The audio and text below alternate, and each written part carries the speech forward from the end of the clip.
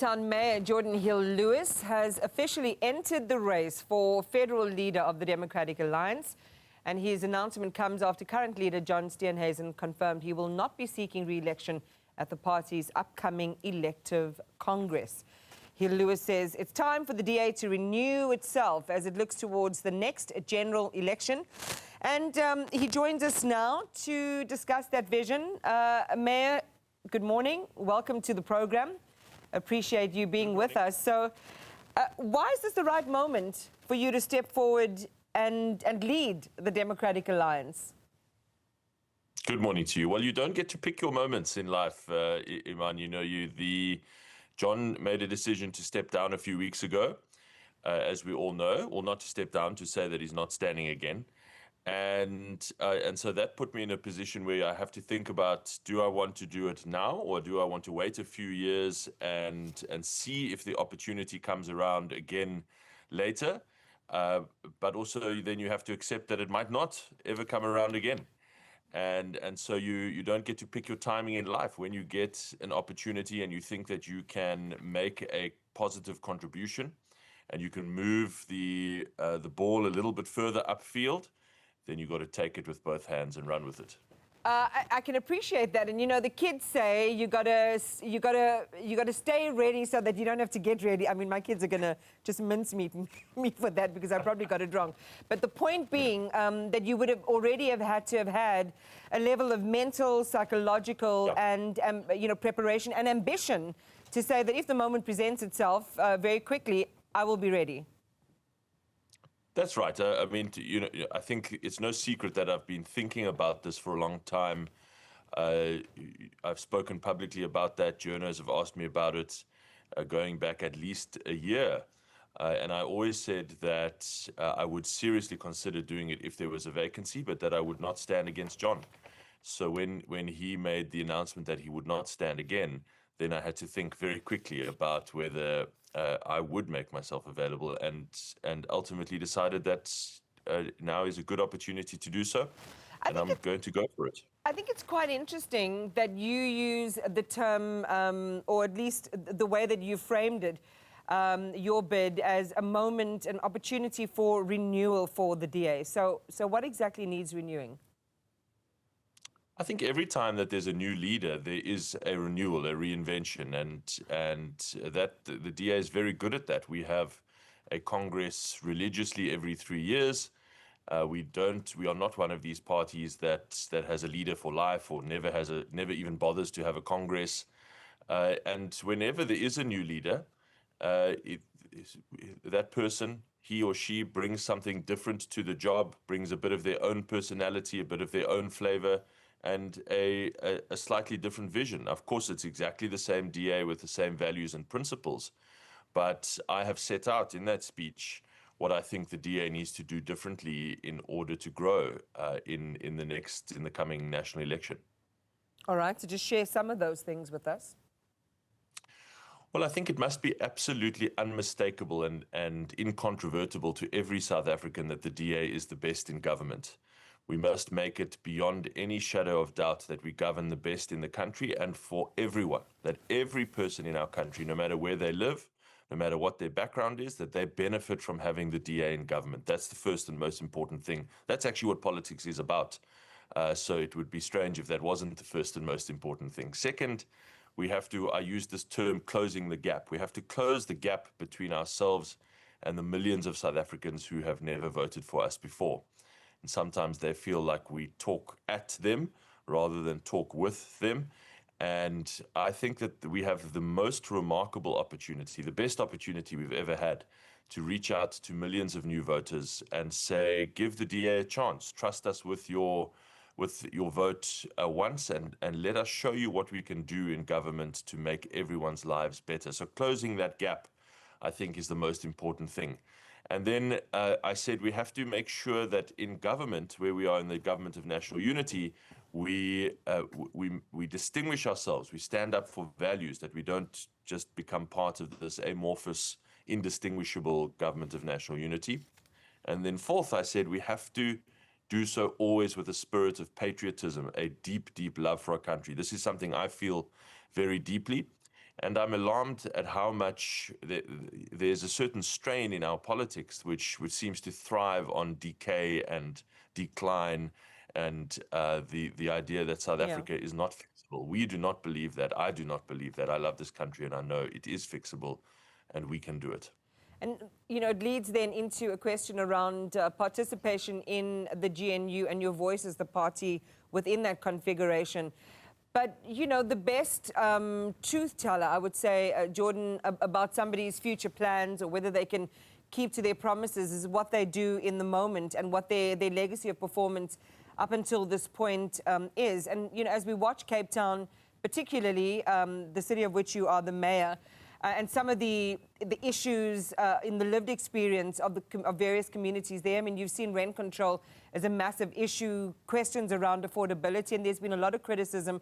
I know that you have, you have your own narrative around that, but it's becoming a city that's very hard to live in, very hard to purchase a home in, very hard to rent in. Just talk then about how how you remedy the situation in a way that doesn't alienate people who want to live and work there, who might even want to continue to support the party, but are finding it very difficult to just live. Yeah, well, Cape Town is South Africa's only working city, and that brings with it its own problems, because when basically every middle-class family in the country is either already moving to Cape Town or trying to make plans to move to Cape Town because they want a functioning place, then it puts enormous pressure on the city. I always do say that the pressures of success are better than the pressures of failure. I would much rather deal, so there's always going to be pressure both ways, but I'd much rather deal with the pressures that come with South Africa's only working city than the pressures that come with the collapsing services and infrastructure that you see in other cities in the country at the moment. And the reason why things like rent control are even being discussed, not that they are, that's a very bad policy idea and actually makes things worse. But the reason it's even being discussed is because there are so many people who want to come and live in Cape Town because it works. So I kind of think that is actually a testament to the success of our city, rather than any cause for speaking about it as a kind of failure or a crisis. I also think that we have put it beyond doubt that we are working for the poor in Cape Town. Unemployment is down. We have got more people into work, created more new jobs here than all of the other cities in South Africa combined. We've brought unemployment into the teens for the first time. Still, of course, too high. This is part of the South African economy, but we're down into the teens for the first time. We've brought poverty down sharply. We've improved services for the poor significantly. So I'm very, very proud of that track record and can defend it against any comer anywhere in the country. Yeah, if I had to choose a second profession, I mean, I wonder if I'd go into spin doctoring, Geordin, because that last piece around, raising issues around affordability for rent kind of falls into that category a little bit. Depends on the perspective you choose to take. The reality is that hardworking people who go to seek jobs and job opportunities are going to find and are in this moment finding it very difficult to afford the very basics, just like rent. Is there a middle ground? I mean, is there, are there any opportunities? I know that you talk about increasing rental stock and things like that, but that takes time. In this moment, people who are working class are struggling. They feel quite choked. Well, again, if you look at the data, it shows that we are increasing housing supply by more than any other city. We've just passed a major planning reform that will do even more to increase housing supply. And of course, that is the only sustainable way to try and make rental prices or house purchase prices more affordable. There is no way to try and manipulate the market or manipulate prices that is ever successful. That is down that road leads only to destruction. And very bad policy outcomes. So we are trying to take the sustainable way, where we say we're going to increase housing supply over time. That is why we're releasing city properties to do that even more, and the data shows are doing more and making more progress than any other city in the country. What do you think about your competition, Geordin? I believe Solly Msimanga is also potentially in the running here. You've received some early backing from people like Siviwe Gwagube. Solly was thinking about contesting, and he has now decided to stand for the position of federal chairperson. The DA has two senior leadership positions, leader and a chairperson. He's standing for the other one. And, he's running against the incumbent, Dr. Ivan Meyer. And we'll see what the outcome of that election is. So at the moment, I don't yet have any public challenges. There may still be someone. There's still 3 weeks left of the nominations period, so I can't say yet that I'm uncontested. But so far, there's no challenger for the top job. And then let's talk about the parties. But I mean, it was a decision, of course, that was made history in South Africa. The concept of a government of national unity in the aftermath of severe losses by the ANC. You've defended, of course, the DA's decision to enter the GNU, but you've also warned against things like drifting quietly. How would you characterize the DA's position and influence inside the GNU today? Are you shaping the policy in the GNU, or, I mean, again, let me leave it up to you to define. So again, let me be absolutely clear. It was the right decision to join the Government of National Unity, mainly because the alternative is so infinitely worse and destructive for our country. The alternative of this kind of violent, radical coalition led by the EFF and MK and ANC would be a disaster for South Africa. So we had to unite to try and avoid that outcome, and we have done so successfully. Our second objective after that is done is to try and get the economy growing, to get people out of poverty and into jobs, as we have done and made some significant progress on doing here in Cape Town. Now, there are still middling results. Of course, there are definitely signs of an economic turnaround, but we are still not seeing nearly the growth that we need to get people out of poverty and into work.